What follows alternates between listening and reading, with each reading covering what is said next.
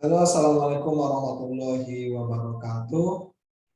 Apa kabar adik-adik sekalian maupun pemirsa yang sedang menonton Hilal Batin Channel. Alhamdulillahirrahmanirrahim. Wassalatu wassalamu ala asrofil anbiya'i wal mursalin wa ala alihi wa sahbihi ajma'in amma ba'du. Rabbi shrah li sadri wa yassir li amri wahlul 'uqdatam min lisani yafqahu qawli.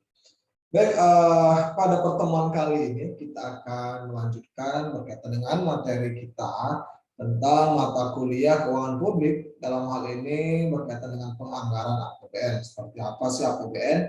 Itu di background kami sudah ditampilkan berkaitan dengan APBN, belanja negara dan pendapatan negara. Nah, sebelum kita simak materinya, alangkah baiknya jangan lupa like, share, dan subscribe channel kami agar kami terus berkarya. Baik, izinkan kami untuk share screen terlebih dahulu tentang materi kali ini.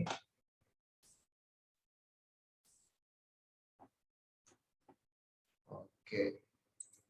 Kita akan melihat berkaitan dengan penganggaran APBN.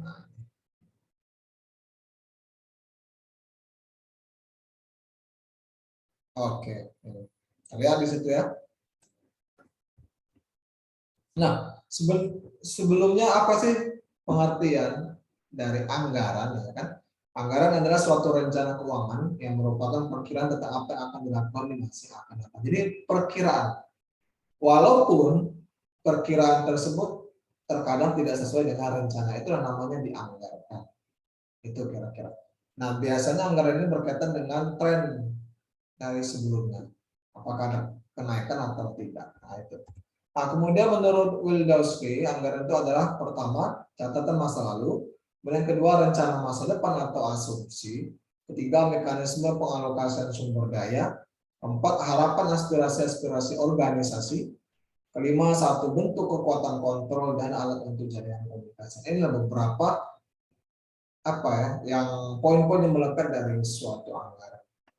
Kemudian istilah-istilah yang harus kita ketahui berkaitan dengan APBN ini, Rapenas, Rencana Pembangunan Nasional, Renstra, Rencana Strategis, KANGARL, Kementerian Lembaga, RKP, acuan setiap kementerian, RKA-KL, Rencana Kerja dan Anggaran Kementerian atau Lembaga, DIPA, Daftar Isian Pelaksanaan Anggaran, dan BLU, Badan Layanan Umum, harus biasanya lebih dari APBN, jasa layanan, hibah atau sumbangan dari masyarakat, ini salah satu.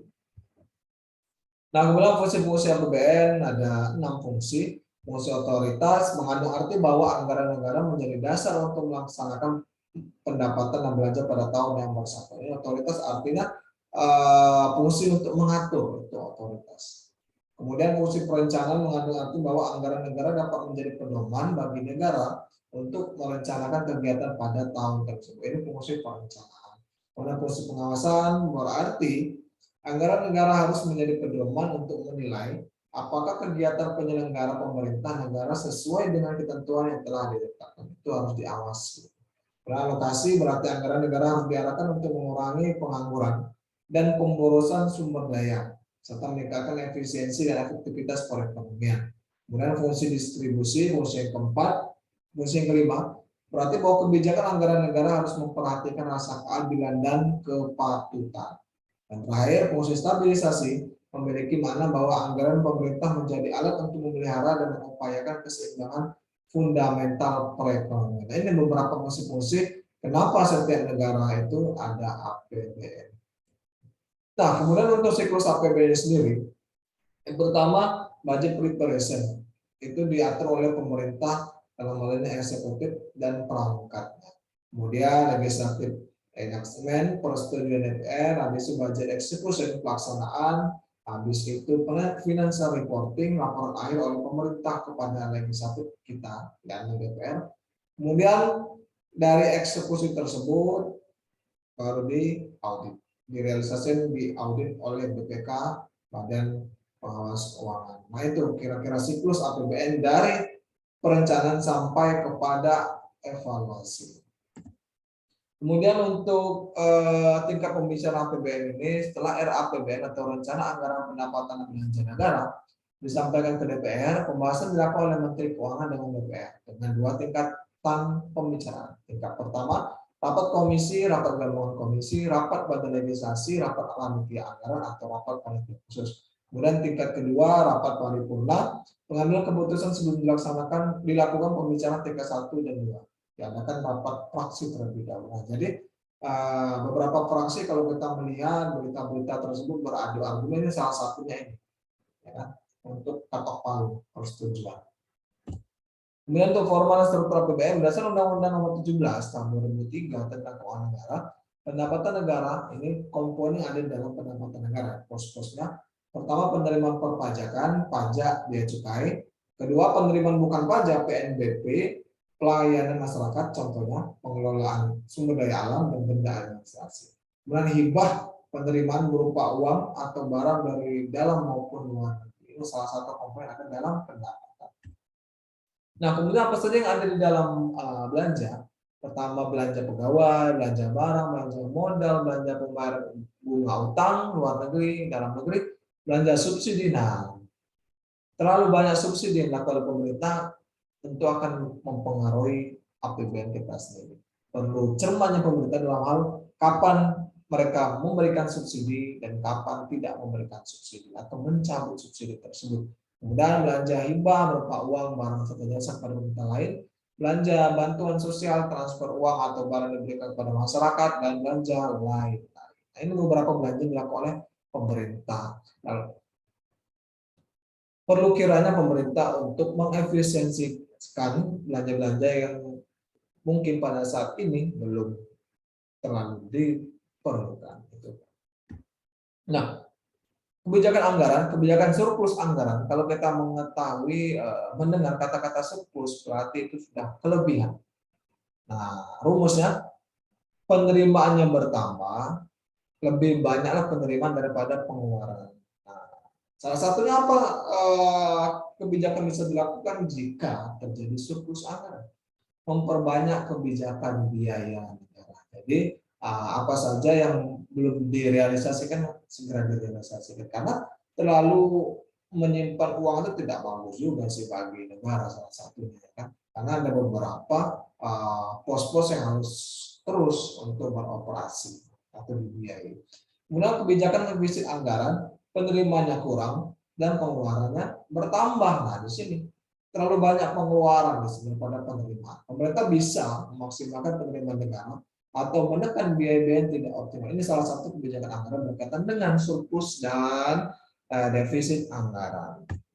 Nah, kemudian ini beberapa contoh belanja rutin negara, belanja pegawai, gaji pegawai, dan pensiun, tunjangan sembako, dan belanja pegawai dalam dan luar negeri. Kemudian belanja barang-barang dalam dan luar negeri, subsidi daerah otonom, untuk belanja pegawai dan belanja barang, biaya dan cicil hutang, baik hutang dalam dan luar negeri, pengeluaran rutin lainnya seperti subsidi BBM.